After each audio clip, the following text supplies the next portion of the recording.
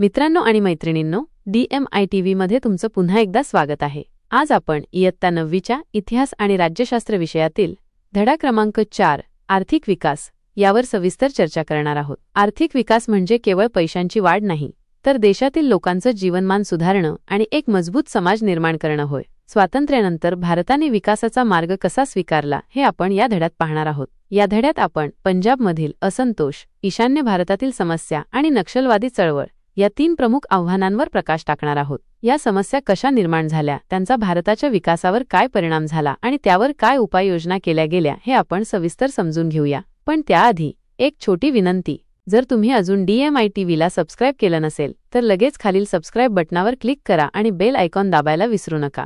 चला तर मग आजच्या आपल्या धड्याला सुरुवात करूया। भारताचे आर्थिक धोरण। भारताच्या आर्थिक धोरणाचा अभ्यास आपण या प्रकरणात करणार आहोत। मिश्र अर्थव्यवस्थेचा स्वीकार, पंचवार्षिक योजना व त्यांचे यशापयश, बँकांचे राष्ट्रीयकरण, 20 कलमी कार्यक्रम, गिरणी कामगारांचा संप, 1991 चे नवे आर्थिक धोरण यांचा विशेषत्वाने अभ्यास करणार आहोत। मिश्र अर्थव्यवस्था।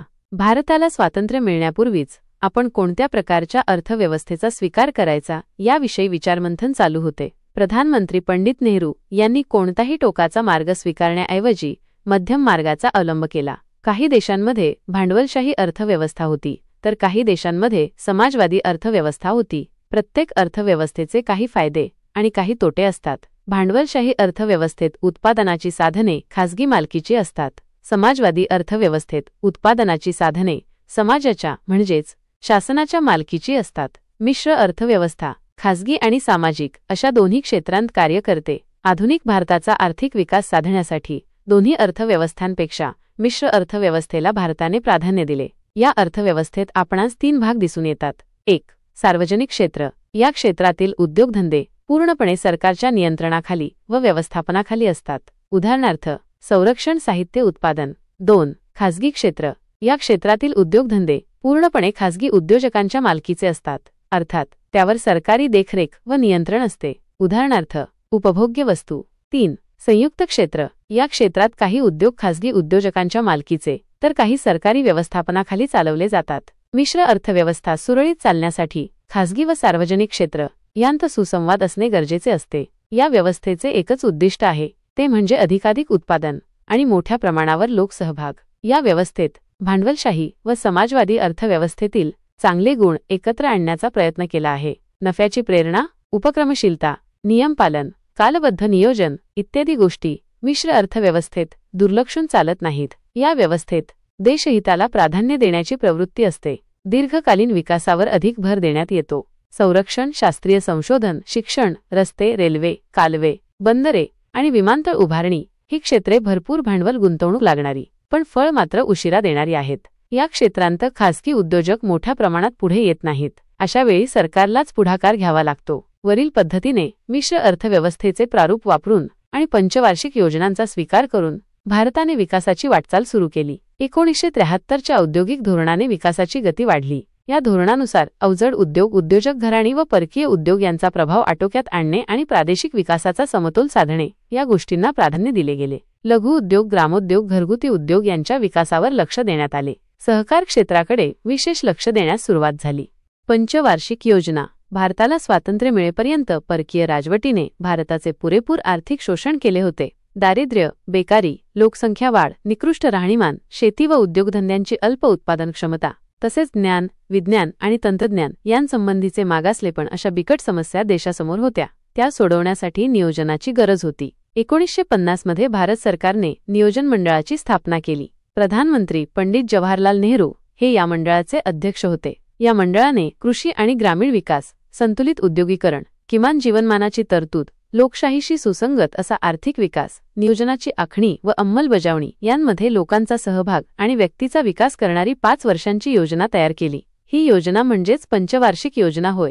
नियोजनाचे मूलभूत तत्व: एखाद्या देशातील साधनसामग्रीचे प्रमाणशीर वाटप व तेथील मनुष्यबळाचा योग्य वापर त्या देशातील जनतेच्या गरजा भागवण्यासाठी झाला पाहिजे। हे नियोजनाचे सर्वमान्य तत्व आहे। योजनांची उद्दिष्टे। भारताच्या आर्थिक नियोजनाची सर्वसाधारणपणे उद्दिष्टे पुढीलप्रमाणे आहेत: 1. राष्ट्रीय उत्पन्नात वाढ. 2. मूलभूत उद्योगधंद्यांवर भर देऊन झपाट्याने उद्योगीकरण घडवून आणणे. 3. अन्नधान्याच्या बाबतीत देश स्वावलंबी बनावा म्हणून कृषी उत्पादनात वाढ घडवून आणणे. 4. वाढत्या प्रमाणावर रोजगार उपलब्ध करून देऊन देशातील मनुष्यबळाचा पुरेपूर उपयोग करून घेणे. 5. प्राप्ती आणि संपत्ती यांमधील विषमता दूर करणे. 6. वस्तूंच्या किमती स्थिर पातळीवर ठेवणे. 7. कुटुंब नियोजन करून वाढत्या लोकसंख्येला आळा घालणे. 8. दारिद्र्य निवारण करून राहणीमान उंचावणे. 9. सामाजिक सेवांचा विकास करणे. 10. आर्थिक क्षेत्र स्वावलंबी करणे. पहिली पंचवार्षिक योजना 1951 ते 1956. या योजनेत शेती, सामाजिक विकास, जलसिंचन व पूर नियंत्रण, ऊर्जा साधने, ग्रामीण व छोटे उद्योग, मोठे उद्योग व खनिजे, वाहतूक व दळणवळण, शिक्षण, आरोग्य यांवर खर्च करण्यात आला. नियोजनबद्ध आर्थिक विकासाची पायाभरणी करणारी ही योजना होती. दुसरी पंचवार्षिक योजना 1956 ते 1961. या योजनेत औद्योगिकीकरणाचे महत्त्वाकांक्षी उद्दिष्ट साध्य करायचे होते. दुर्गापूर, भिलाई, राऊरकेला येथील पोलादाचे कारखाने, सिंद्री येथील रासायनिक खतांचा कारखाना, चित्तरंजन येथील रेल्वे इंजिनाचा कारखाना, पेरांबूरचा आगगाडीच्या डब्यांचा कारखाना, विशाखापट्टणमचा जहाज बांधणीचा कारखाना इत्यादी प्रचंड व अवजड उद्योगधंद्यांचे कारखाने सार्वजनिक क्षेत्रात उभारण्यात आले. शेतीला पाणीपुरवठा करण्यासाठी भाकरा, नांगल, दामोदर यांसारखी प्रचंड धरणे उभारण्यात आली. या योजनेमुळे राष्ट्रीय उत्पन्नात वाढ झाली. तिसरी पंचवार्षिक योजना 1961 ते 1966. या योजनेत उद्योग व कृषी विकासाचे संतुलन साध्य करायचे होते. दरसाल राष्ट्रीय उत्पन्नात वाढ घडवून आणणे, अवजड उद्योग, वाहतूक व खनिज उद्योग विकास, विषमतेचे निर्मूलन करणे आणि रोजगार संधी विस्तार हा मुख्य हेतू होता. तिसऱ्या पंचवार्षिक योजनेनंतर 3 एकवार्षिक योजना 1966 ते 1969 हाती घेण्यात आल्या. या काळात तीव्र दुष्काळाचा सामना करावा लागला. चीनचे आक्रमण आणि पाकिस्तानशी युद्ध यांमुळे विकासाच्या कामांपेक्षा संरक्षणाकडे व दुष्काळ निवारणाकडे सरकारला अधिक लक्ष द्यावे लागले. या गोष्टींमुळे भारताच्या अर्थव्यवस्थेवर फार ताण पडला. चौथी पंचवार्षिक योजना 1969 ते 1974. या योजनेची उद्दिष्टे ठरवताना भारत स्वावलंबी बनावा, मूलभूत उद्योगांचा सरकारने विकास करावा, आर्थिक विकासाचा वेग वाढावा आणि समाजवादी समाजरचना निर्माण करण्याकडे लक्ष पुरवावे असे ठरवण्यात आले. या योजनेच्या काळात देशातील 14 प्रमुख बँकांचे राष्ट्रीयकरण करण्यात आले. ही योजना अपेक्षेइतकी यशस्वी झाली नाही.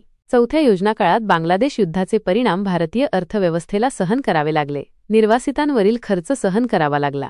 सरकारी नोकरांची पगारवाढ, रेल्वे कर्मचारी वेतनवाढ, आंतरराष्ट्रीय बाजारातील पेट्रोलचे वाढते दर यांमुळे भारतीय अर्थव्यवस्थेला धक्के सहन करावे लागले. पाचवी पंचवार्षिक योजना 1974 ते 1979.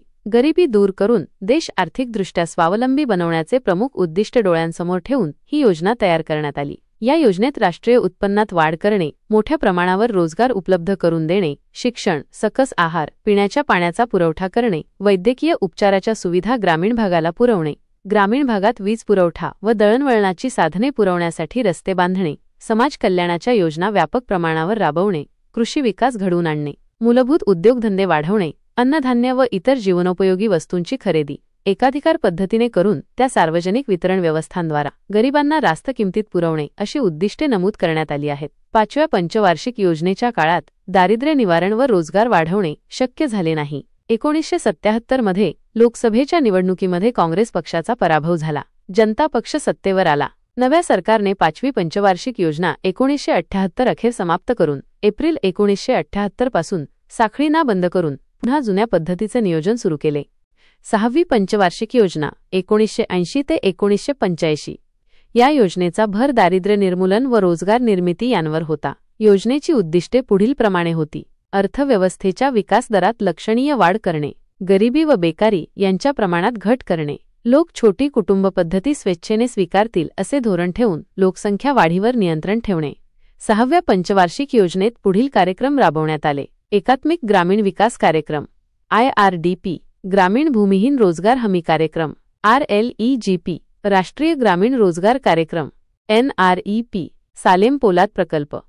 सातवी पंचवार्षिक योजना 1985 ते 1990. या योजनेचा भर अन्न, रोजगार आणि उत्पादकता यांवर होता. विकास, आधुनिकीकरण, आत्मनिर्भरता, सामाजिक न्याय यांवर भर देणे, उत्पादनाच्या तंत्रांमध्ये सुधारणा करणे, राष्ट्रीय उत्पन्नात दरवर्षी 5% वाढ करणे, अन्नधान्याच्या उत्पादनात वाढ करणे ही या योजनेची उद्दिष्टे होती. या योजनेत पुढील कार्यक्रम सुरू करण्यात आले. जवाहर रोजगार योजना, इंदिरा आवास योजना, दशलक्ष विहिरींची योजना. रोजगार निर्मितीच्या दृष्टीने सातवी पंचवार्षिक योजना महत्त्वपूर्ण ठरली. 8वी पंचवार्षिक योजना 1992 ते 1997 या योजनेत खासगी क्षेत्राला वाव देण्यात आला. योजनेची वैशिष्ट्ये पुढीलप्रमाणे होती. राष्ट्रीय उत्पन्न वाढीचा दर 6.5% इतका राखणे, लोकसंख्या वाढीला आळा घालणे, कुटुंब नियोजनाच्या कार्यक्रमाला उत्तेजन देणे, प्राथमिक शिक्षणाचा सार्वजनिक विस्तार करून निरक्षरतेचे उच्चाटन करणे. या योजनेत पुढील कार्यक्रम सुरू करण्यात आले. प्रधानमंत्री रोजगार योजना, महिला समृद्धी योजना, राष्ट्रीय सामाजिक आर्थिक सहाय्य योजना, मध्यान्ह आहार योजना, इंदिरा महिला योजना, गंगा कल्याण योजना. 8व्या पंचवार्षिक योजनेत खासगी क्षेत्राचे महत्त्व वाढले. 1991 मध्ये स्वीकारलेल्या उदार व मुक्त धोरणाचे प्रतिबिंब या योजनेत दिसते. 9वी पंचवार्षिक योजना 1997 ते 2002 कृषी व ग्रामीण विकास यांवर या योजनेत भर देण्यात आला.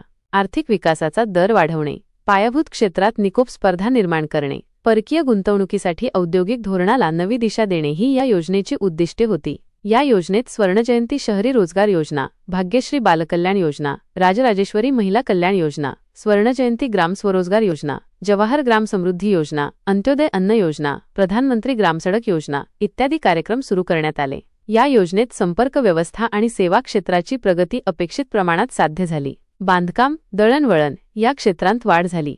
बँकांचे राष्ट्रीयीकरण. पंडित नेहरू आणि लालबहादूर शास्त्री या प्रधानमंत्र्यांच्या काळात भारतातील बँकिंग व्यवसाय खासगी क्षेत्राच्या मक्तेदारीचा व्यवसाय होता. या बँका उद्योग समूहांचं प्रतिनिधित्व करत होत्या. या बँकांचे संचालक मंडळ उद्योगांचा विकास व नफा वाढवण्यासाठी कार्यरत होते. याला छेद देण्यासाठी सरकारने 1955 मध्ये इम्पिरियल बँकेचे राष्ट्रीयीकरण केले आणि तिचे रूपांतर भारतीय स्टेट बँकेत झाले. या बँकेने अल्पावधीत आपल्या शाखा देशभर उघडून शासकीय विकासात महत्त्वाची भूमिका बजावण्यास सुरुवात केली. राष्ट्रीयीकरणाची पार्श्वभूमी. भारताने स्वातंत्र्योत्तर कालखंडात मिश्र अर्थव्यवस्था स्वीकारली होती. योजना राबवताना तूट निर्माण झाल्यास ती भरून काढण्यासाठी बँकांचे राष्ट्रीयीकरण होणे गरजेचे होते. राष्ट्रीयीकरण झाल्यावर या बँकांना मिळणारा नफा सरकारी खजिन्यात जमा होणार होता. याच्याच जोडीला लघु व मध्यम उद्योगांचे विकास धोरण राबवणे आवश्यक होते. लालबहादूर शास्त्रींनी अन्नधान्य टंचाई आणि दुष्काळावर मात करण्यासाठी हरितक्रांतीचा प्रयोग हाती घेतला होता. प्रधानमंत्री इंदिरा गांधी यांच्या कार्यकाळात काँग्रेस पक्षातील समाजवादी विचारांनी प्रेरित झालेल्या Congress forum for socialist action या गटाने व्यापारी बँकांचे राष्ट्रीयीकरण करावे अशी मागणी केली. कम्युनिस्ट पक्षाचाही या निर्णयाला पाठिंबा होता. माहीत आहे का तुम्हाला? प्रधानमंत्री इंदिरा गांधी यांनी 19 जुलै 1969 रोजी 14 बँकांचे राष्ट्रीयीकरण केले. यांत Allahabad bank, bank of Baroda, bank of India, bank of Maharashtra, Canara bank, central bank of India, Dena bank, Indian bank, Indian overseas bank, Punjab national bank, syndicate bank, United bank of India, United commercial bank, UCO bank, union bank of India या 14 बँकांचा समावेश होता. 1980 मध्ये आणखी 6 बँकांचे राष्ट्रीयीकरण करण्यात आले. 20 कलमी कार्यक्रम. 1 जुलै 1975 रोजी प्रधानमंत्री इंदिरा गांधी यांनी 20 कलमी कार्यक्रमाची घोषणा करून विकसित राष्ट्राच्या दिशेने वेगवान वाटचाल करण्याच्या प्रयत्नांचा संकल्प सोडला. यातील प्रमुख तरतुदी पुढीलप्रमाणे होत्या. 1. शेती आणि शहरी भागातील कमाल जमीन धारणा, संपत्तीची समान वाटणी, शेतमजुरांना किमान वेतन, जलसंधारण योजनांत वाढ करणे. 2. कामगारांचा उद्योग क्षेत्रात सहभाग, राष्ट्रीय प्रशिक्षण योजना आणि वेठबिगार मुक्ती करणे. 3. करचूक वेगिरी, आर्थिक गुन्हे व तस्करी रोखणे. 4. जीवनावश्यक वस्तूंचे दर नियंत्रण, रेशनिंग व्यवस्थेत सुधारणा करणे. 5. हातमाग क्षेत्र विकासाद्वारे उत्तम वस्त्रोद्योग निर्मिती, दुर्बल घटकांची कर्जमुक्ती, घरबांधणी, दळणवळण सुविधा, शाळांसाठी शैक्षणिक साहित्य उपलब्ध करून देणे. कामगार समस्या. 1854 मध्ये मुंबईत पहिली कापड गिरणी कावसजी दावर यांनी सुरू केली. पुढे दादर, परळ, भायखळा, शिवडी, प्रभादेवी आणि वरळी येथे कापड गिरण्या सुरू झाल्या. हा भाग गिरणगाव म्हणून ओळखला जाऊ लागला. 80च्या दशकात कामगारांमध्ये असंतोष निर्माण होण्यास अन्य क्षेत्रांतील आर्थिक परिस्थिती कारणीभूत होती. काही उद्योगांत कामगारांचे पगार वाढत होते, त्यांना बोनसची रक्कम जास्त मिळत होती. गिरणी कामगारांपेक्षा त्यांना जास्तीच्या सुविधा मिळत होत्या. माहीत आहे का तुम्हाला? महात्मा ज्योतिराव फुले यांचे सहकारी नारायण मेघाजी लोखंडे यांच्या प्रयत्नांमुळे 1 जानेवारी 1882 पासून गिरणी कामगारांना आठवड्यातून 1 दिवस रविवारी सुट्टी देण्यात यावी असा निर्णय झाला. 1981च्या दिवाळीत कामगारांना 20% बोनसची अपेक्षा होती. कामगारांचे प्रतिनिधित्व करणाऱ्या राष्ट्रीय मिल मजदूर संघाने मालकवर्गाशी वाटाघाटी करून कामगार वर्गाला विश्वासात न घेता 8 ते 17% वर तडजोड केली. बोनसमधील कपात ही असंतोषाची ठिणगी ठरली. काही कामगार डॉक्टर दत्ता सामंत यांच्याकडे गेले. त्यांनी डॉक्टर दत्ता सामंत यांना नेतृत्व स्वीकारण्याची विनंती केली. 65 गिरण्यांमधील कामगार एकत्र आले आणि दत्ता सामंत संपाचे नेतृत्व करू लागले. 18 जानेवारी 1982 रोजी मुंबईत 2.5 लाख कामगार संपावर गेले. गिरणगावची धडधड थांबली, जणू मुंबईचे हृदयच बंद पडले. माहीत आहे का तुम्हाला, सांस्कृतिकदृष्ट्याही लोकनाट्य, लोककला, साहित्य या क्षेत्रांत कामगार वर्गाने मोठे योगदान दिलेले आहे. अण्णाभाऊ साठे, शाहीर अमर शेख, शाहीर साबळे इत्यादी अनेक लोकशाहीर प्रबोधनकारी कार्यक्रमामुळे लोकप्रिय होते. नारायण सुर्वे, नामदेव ढसाळ इत्यादी कवींनी श्रमिकांचे वास्तव दर्शन आपल्या कवितांद्वारे घडवले होते.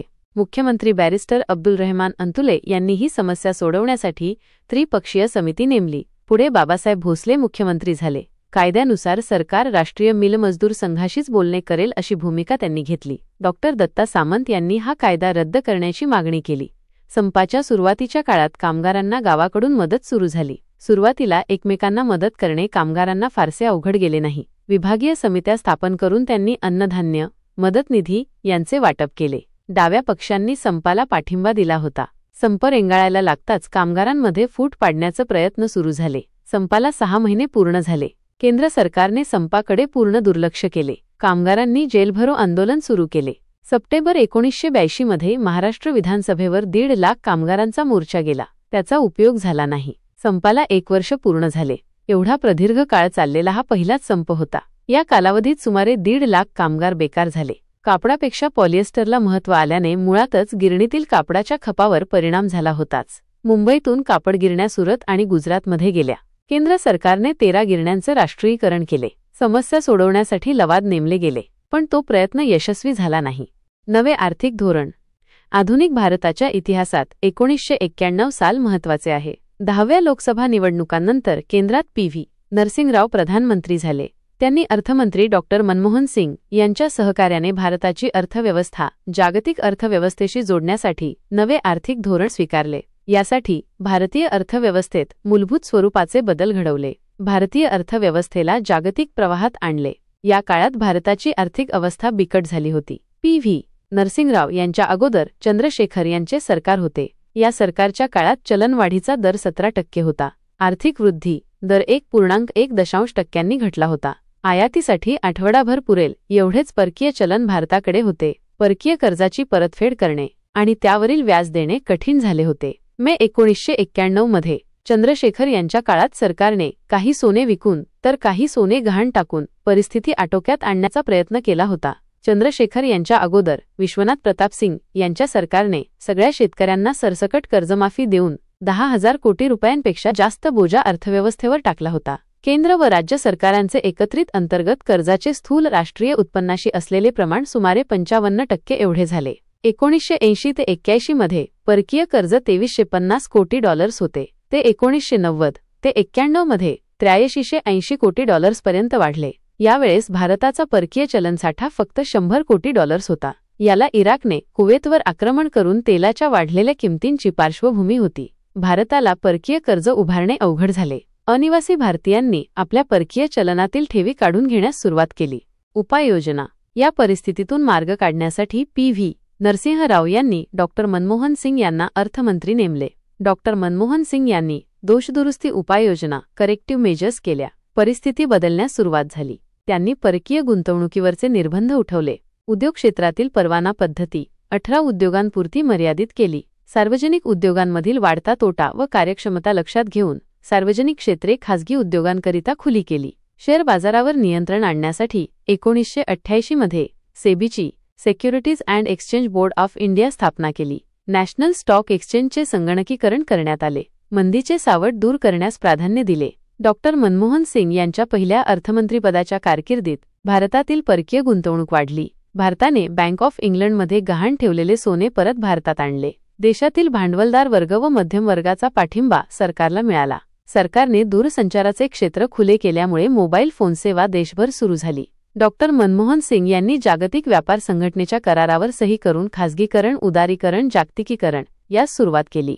वर्ल्ड ट्रेड ऑर्गनायझेशन जागतिक व्यापार संघटना. भारताने 1995 मध्ये वर्ल्ड ट्रेड ऑर्गनायझेशनचे WTO सदस्यत्व स्वीकारले. या संघटनेचा उद्देश पुढीलप्रमाणे होता: देशादेशांमधील व्यापार खुला करणे, आंतरराष्ट्रीय मुक्त व्यापाराला अडथळा आणणारे व भेदाभेद करणारे कायदे, निर्बंध, नियम व धोरणे संपुष्टात आणणे व जगभरातील व्यापाराचे रीतसर बहुपक्षीय यंत्रणेच्या माध्यमातून नियमन करणे. WTO अस्तित्वात येण्यापूर्वी गॅट अस्तित्वात होते. General agreement on tariffs and trade ही संघटना आंतरराष्ट्रीय स्तरावर कार्यरत होती. ती व्यापार नियमन करायची. भारतात WTO संदर्भात परस्पर विरोधी टोकाची मते होती. असे असूनही WTOचे सदस्यत्व स्वीकारण्याचा निर्णय घेतला. जागतिक व्यापार संघटनेच्या तरतुदी अनुदाने, आयात निर्यात, परकीय गुंतवणूक, संरक्षित क्षेत्रे, शेती, तंत्रज्ञान आणि सेवा यांच्याशी संबंधित आहेत. भारत सदस्य झाल्यापासून वीज, पाणी, वाहतूक, शिक्षण आणि आरोग्य या क्षेत्रांचे झपाट्याने व्यापारीकरण झाले. जागतिक व्यापार संघटनेच्या वेगवेगळ्या अहवालांनुसार दारिद्र्य रेषेखालील लोकसंख्येत घट, बालमृत्यूमध्ये घट, पिण्याचे पाणी, सांडपाणी यांबाबतच्या सोयीसुविधा उपलब्धता यांत भारताने सुधारणा केलेल्या आहेत. जागतिक व्यापार संघटनेच्या धर्तीवर भारताने पुढे दक्षिण आशियाई प्राधान्य व्यापार करार, साऊथ एशिया प्रेफरेन्शियल ट्रेड अरेंजमेंट सॅप्टिया केला. भारताने सार्क देशांकरिता विविध वस्तूंच्या आयातीवरील निर्बंध उठवले. आयात शुल्कात सवलत दिली. भारतीय विमा क्षेत्र खासगी व परकीय गुंतवणुकीला खुले केले. अशा रीतीने आपण स्वातंत्र्योत्तर भारताची आर्थिक वाटचाल अभ्यासली. मिश्र अर्थव्यवस्था ते जागतिकीकरण असा प्रवास आपण केला. पुढील पाठात भारताची अन्य क्षेत्रातील प्रगती पाहणार आहोत. लवकरच भेटूया पुढच्या पाठात. मित्रांनो, भारतापुढील अंतर्गत आव्हाने या महत्त्वाच्या टप्प्यातून आपण समाज सुधारणा आणि नवे विचार यांची ओळख करून घेतली. हा व्हिडिओ तुम्हाला नक्कीच आवडला असेल अशी आशा करतो. आवडल्यास लाईक करायला विसरू नका आणि आपल्या मित्रमैत्रिणींसोबत शेअर करा. पुढच्या भागात आपण भारताच्या इतिहासातील एक अत्यंत प्रेरणादायी अध्याय आर्थिक विकास पाहणार आहोत. भारताने स्वातंत्र्यानंतर दारिद्र्य आणि मागासलेपणावर मात करण्यासाठी अनेक पावले उचलली. पंचवार्षिक योजना, हरित क्रांती, औद्योगिक विकास आणि जागतिकीकरण यांसारख्या धोरणांनी भारताच्या आर्थिक प्रगतीला कसा हातभार लावला हे आपण सविस्तरपणे पाहू. अशाच माहितीपूर्ण व्हिडिओसाठी आपल्या चॅनलला सबस्क्राईब करा. तुमच्या काही शंका किंवा अडचणी असल्यास त्या कमेंट बॉक्समध्ये नक्की सांगा. मी तुमच्या प्रश्नांची उत्तरे देण्याचा नक्कीच प्रयत्न करेन. भेटूया लवकरच पुढच्या पाठात. धन्यवाद.